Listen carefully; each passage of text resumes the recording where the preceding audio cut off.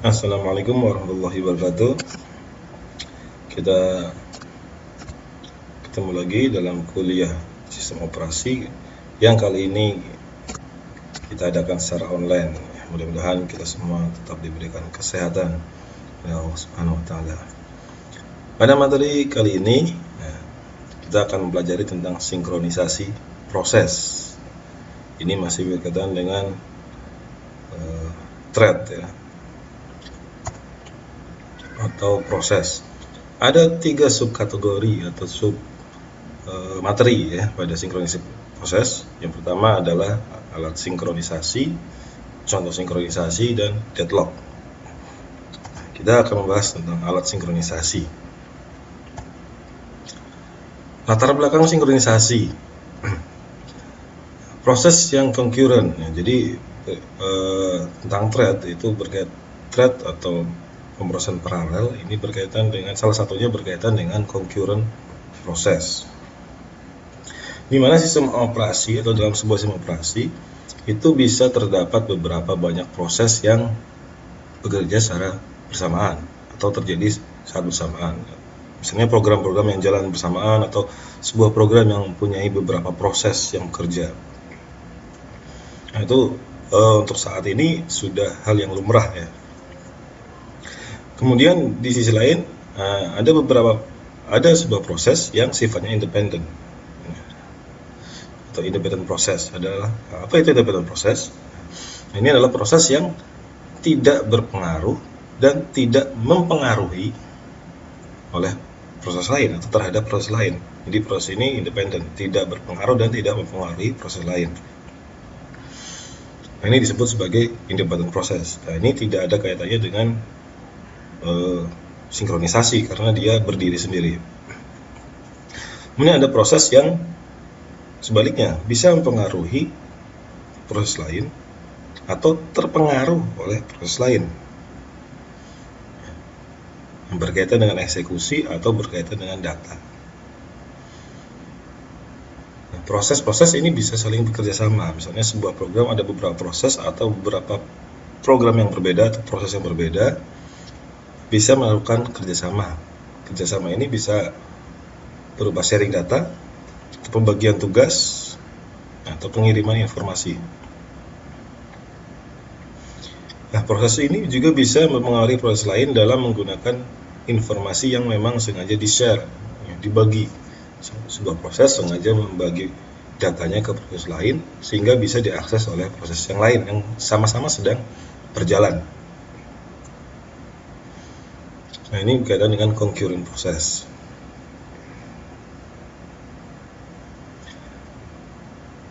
Kemudian latar belakang lain ya, cooperating proses, di mana ada sekumpulan proses yang dirancang untuk saling bekerja sama untuk mengerjakan tugas-tugas tertentu. Misalnya ada beberapa proses yang dimana satu proses mempunyai tugas untuk mengakses data, satu proses lain bertugas untuk mengupdate data atau memperbaharui data. Nah, proses yang saling bekerja sama ini harus mempunyai konsistensi data, di mana atau terjamin data. Ketika ada beberapa proses yang mengakses data secara bersamaan, sebuah data yang sama secara bersamaan. Nah, ini data yang diakses atau ditampilkan itu harus terintegritas ya. Misalnya dapat dipastikan bahwa data tersebut itu benar, dijamin kebenarannya. Nah, untuk menjamin konsistensi data, program atau tugas-tugas yang menghasilkan operasi ini harus benar ya, operasinya harus benar tentu saja. Karena ada beberapa proses yang saling bekerja sama, jadi operasinya harus benar. Untuk input yang sama, hasilnya harus sama. Maksudnya gimana? Ya, ini harus sesuai dengan algoritmanya. Ketika misalnya sebuah data dibaca, kemudian diupdate, misalnya ditambahkan atau dikurangi, itu harus ketika operasi tersebut selesai, nah ini harus sesuai hasilnya. Ini yang dimaksud dengan konsistensi data. Oke. Ini adalah ilustrasi pada problem producer consumer, ya, di mana ada dua buah proses, yaitu proses producer dan proses consumer. Nah, ini adalah flowchart atau pseudocode-nya, ya.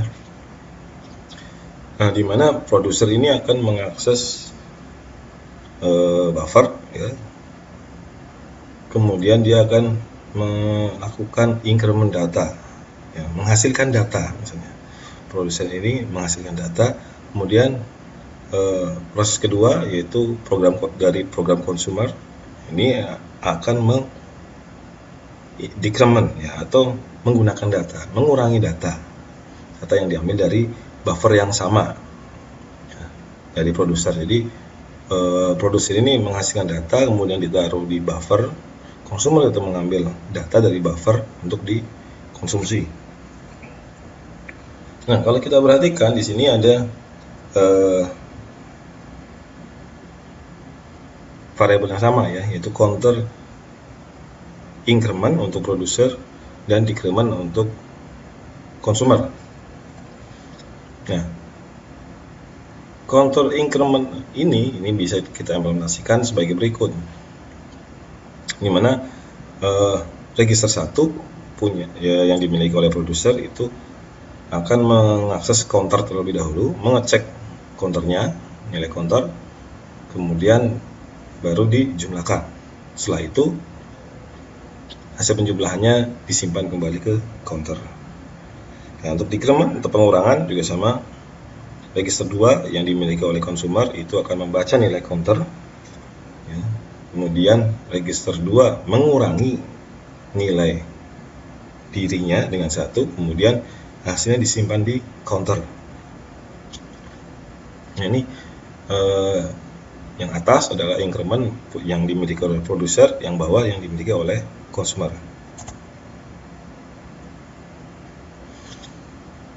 Oke, untuk kasus awal, nah, misalnya produser dan consumer berjalan dalam kondisi normal. Kondisi normal gimana? Ketika produser dan consumer itu kebetulan berjalan secara bergantian, kebetulan, ya, yang terjadi di prosesor berjalan secara bergantian. Nah, misal nilai awal counter adalah 5. Nah, nilai awal counter 5, maka yang terjadi, ya, di awal itu register 1 akan membaca nilai counter, sehingga nilai register 1 itu bernilai 5. Kemudian register 1 dijumlahkan sehingga nilainya 6. Kemudian yang ketiga, produser akan mengeksekusi counter sama dengan register 1, sehingga nilai counter sekarang menjadi 6. Nah, ini yang terjadi pada produser.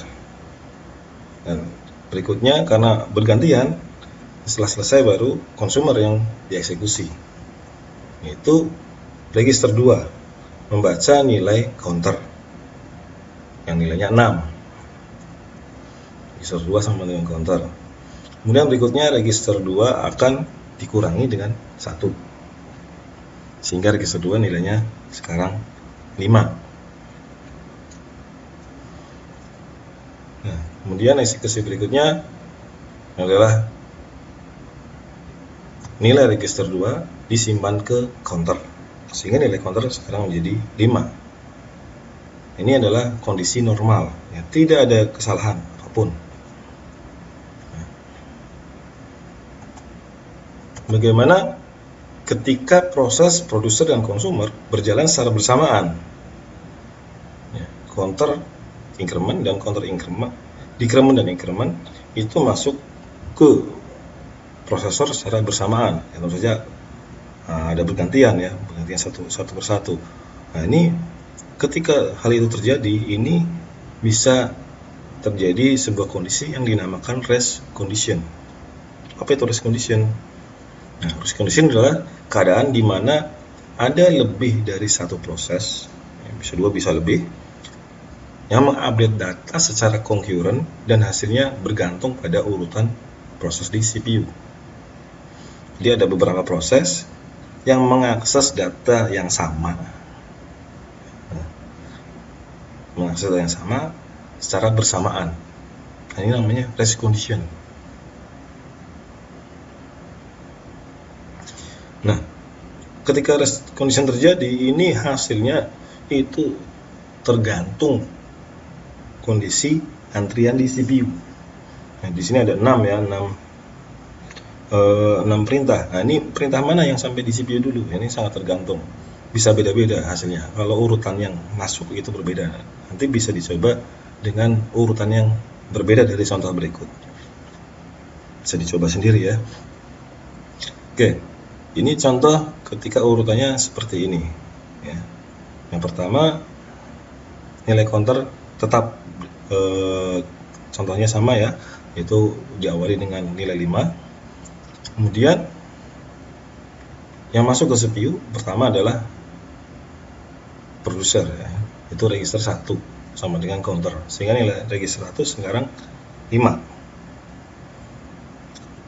Kemudian masih di producer baris kedua, itu register 1 sama dengan register 1 plus 1, sehingga nilai register 1 sekarang nilainya 6 tambah 1. Nah, sebelum mengeksekusi baris ketiga, ternyata si consumer, yaitu counter decrement, itu masuk ke CPU dulu. Nah, yaitu register 2 sama dengan counter, sehingga register 2 sekarang nilainya menjadi 5 sesuai dengan nilai counter, karena nilai counter sekarang masih 5.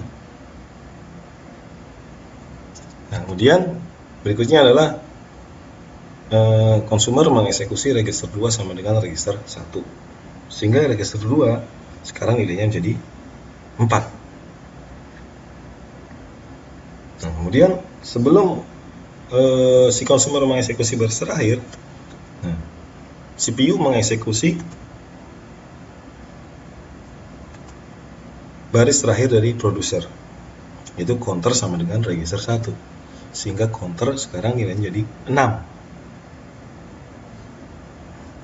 Berikutnya consumer mengeksekusi perintah terakhir, yaitu counter sama dengan register 2, sehingga counter sekarang nilainya menjadi 4. Apa yang terjadi?